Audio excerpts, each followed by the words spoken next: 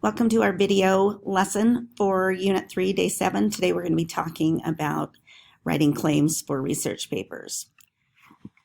To do that, so I'm just going to back up one time. For our academic notes, if you will record in the topic selection research style, some of the characteristics, that's what we'll be doing in our academic notes.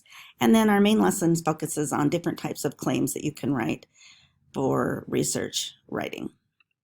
So, research writing. In this slide, in the middle of it, I point out that you have to learn to think like an academic, read like an academic, do like an academic, and write like an academic when you are writing research papers. So to do that, I want all of you to open up a couple of your articles that you've found from databases. And it says on here, Activity 1, spend 5 minutes looking at your articles and sample research papers in your packet. And to identify, here in class we're doing 2 adjectives, but at home, if you're looking at this video, just any kind of words that you could use for characteristics of the style of writing that's going on.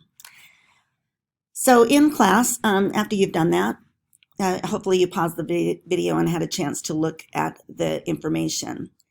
Hopefully you noticed some characteristics that were similar to the rhetorical analysis essay, but also different from the rhetorical analysis essay. One of the things that I notice about academic writing is we have to rely a lot more on evidence. So we keep an objective voice. Of course, our whole essay will be based on a hypothesis or an opinion or a claim, but we still need to support it with scientific evidence from credible resources.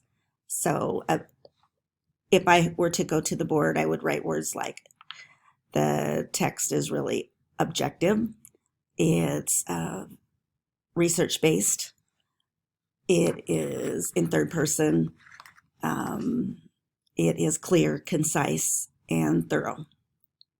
Anyway, there's lots of others, but hopefully this exercise gives you a chance to think about not only finding articles on your topic, but the way that the people have written those articles. So today, as we transition into our lesson, we're going to talk about what a claim should look like for research papers. The first thing I want you to think about, just like in the rhetorical analysis unit, we have this rhetorical triangle where we have this connection between our subject, a writer, and an audience. A claim fits, if you'll notice here, a claim fits between the writer and the subject. So what we're trying to do is make some sort of an assertion or a statement about our subject that we notice as researchers of that subject.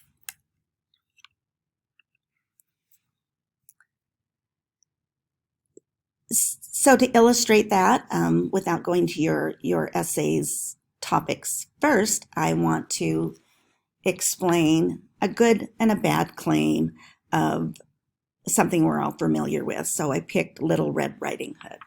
So at the top, I have a horrible thesis. This thesis says, in my opinion, Little Red Riding Hood is a classic tale of good and evil. So I wrote 3 adjectives there. Is it interesting? No. Is it innovative? No. Is it imaginative? No.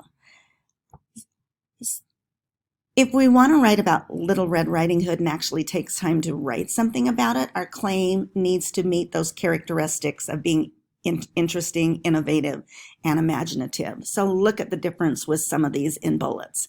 The first one, because she dares to defy societal norms of acceptable female behavior, Little Red Riding Hood faces death at the hands of the big bad wolf who embodies patriarchy. So we've got a few things going on with that thesis sentence. We're talking about, as a female, she defies the traditional roles that are out there. So that's something that kind of is interesting. And the reason why she suffers death is that she's at the hands of the big bad wolves, and this patriarchal order that has been a part of our society all the time takes over and has control over her. And with that idea in mind, then, there's something now that's worth our time to write about. The next two you can read on your own, but you can see all three of these thesis sentences give us a purpose for actually taking time to write a paper. The same thing can be true with movies or TV shows, so I picked The Brady Bunch. So look at the first one. As the middle child, Jan Brady is insecure and demonstrates a negative self-perception. She feels inferior to Marcia, who embodies the qualities of the ideal teenager, and to Cindy, the innocent child and center of the family's attention. So now, rather than writing about the Brady Bunch, I have an angle that I'm going through that I noticed as a viewer or as the writer about a topic. So these are the types of things you want to think about when you create your claim. It, again, turns a research paper from being bore and assignment driven into something that is engaging for a reader to read. I hope that as you think about your articles that you've read, that those writers did that. They came up with some new, fresh approach to a topic, and that's what you want to do. So to illustrate that, in class we're doing a little exercise thinking about going into a sophomore class, and as writers in this class now for over 2 months, I want you to think about if you had to teach a lesson on thesis statements, what are some of the things that you would say? And in class, I'm giving everyone a handout, but if you're not with us, I'm trying to find the handout, so they're over on the other parts of my room. Anyway, I'm giving everyone a handout that looks something like this. If you're not with us, you can access it in today's Canvas lesson. On the second through the rest of these of the pages, I put a bunch of I wrote thesis sentence aphorisms from A to Z. And so I've collected all of these ideas of what to think about as you're writing a thesis sentence. And I want you to get out print this handout, and then with 3 colored crayons, I want you to think, okay, for sophomores, what would they need to know to write a good thesis sentence? And so you're going to highlight, and I'll give everyone like 10 minutes to do this. Highlight anything that you feel would work well for sophomores. And then the next one with blue, what do you think is important? Now we got to step up our game because we're actually writing for a college audience and writing a college paper. What are the statements in this list of aphorisms that would fit, that we want to remember when we write college essays? And then the last one in yellow, I want you to highlight the 2 go-tos. It's hard to memorize all of these statements, but what are the 2 things you're going to remember from this point forward whenever you write college essays? And those are going to be highlighted in yellow. So this activity should take you about 10 minutes to get through that resource. Now I want to move into my lesson on claims. What the purpose of this previous lesson was to kind of familiarize you with what you've learned in the past about claims, teach you a few new things. Now what I want you to do is kind of listen to my lesson on claims. What I've done is I like to resort back to, are you going to write a paper a claim dealing with facts, a claim of value, or a claim dealing with policy?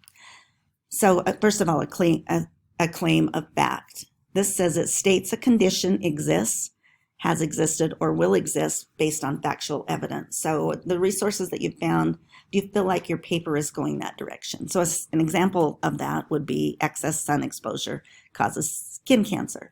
That's probably an absolute. So of course you want to do a few other things to spice it up from our aphorism list, but at least it's centered around, or it's starting with some sort of a claim dealing with fact. The next one is claim of value. This is where the claim that you make is based on a personal code of merit or value system. For example, the most relaxing vacations are spent at the beach.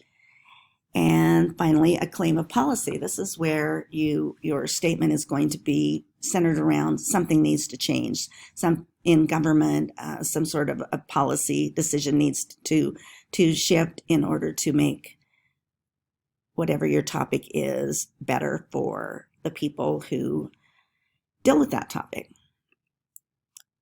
So for the sake of time, because I'm running out shortly, here are some characteristics of claims of facts. And then what I've done is I've taken just a random topic. And this happens to be a collection of advertisements from a paper company and that have been printed in magazines. So from that, what I'm having the students do is look at these a lot more slowly than what I'm scanning through them, but then actually come up with a claim that deals with paper, and that could be a kernel or a starting point for a paper on or dealing with a claim of fact. The next one here is the characteristics of thesis sentences that or claims that deal with value systems. So please slow down and read those. The next one, I'm picking a completely different topic. For this one, I'm doing a series of fast food advertisements. So here they are.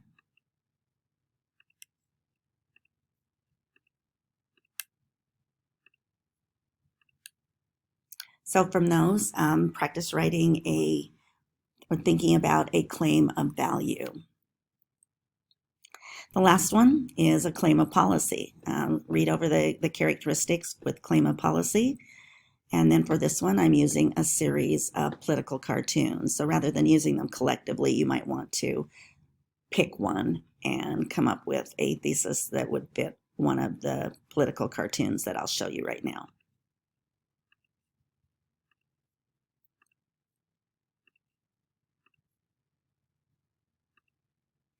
Sometimes you can combine claims, like for example here, I have some examples of how you can take claims dealing with definitions and mixing with claim of policy, or some sort of claim of comparison and mixing it with claims of facts. Another characteristic that is at the beginning of your packet that you received today is some characteristics once you have a claim, figuring out what kind of paper you're writing.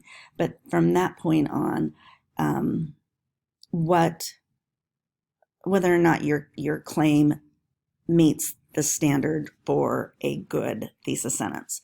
And so the 4 standards are on that handout, but they're also here. You have to look at your sentence and see if it's debatable, and that's stance. The next one is scope, whether or not it's narrow enough for the assignment that you've been given. The stakes, who in the world cares about it, and finally, the logic, does the thesis make sense?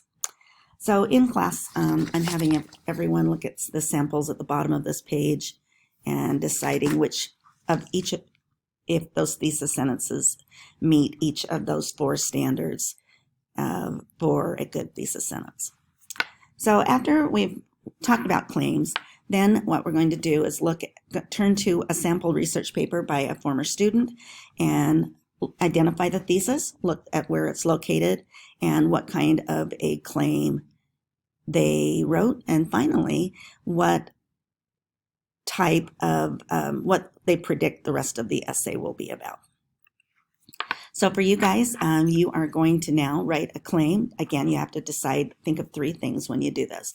The first thing you have to think about is, are you writing fact, claim, or policy type thesis? The second thing is, what kind of essay will you eventually be writing? Are you focusing more on problems, or are you focusing more on solutions, or both of them? And that kind of has to be signaled somehow in your claim.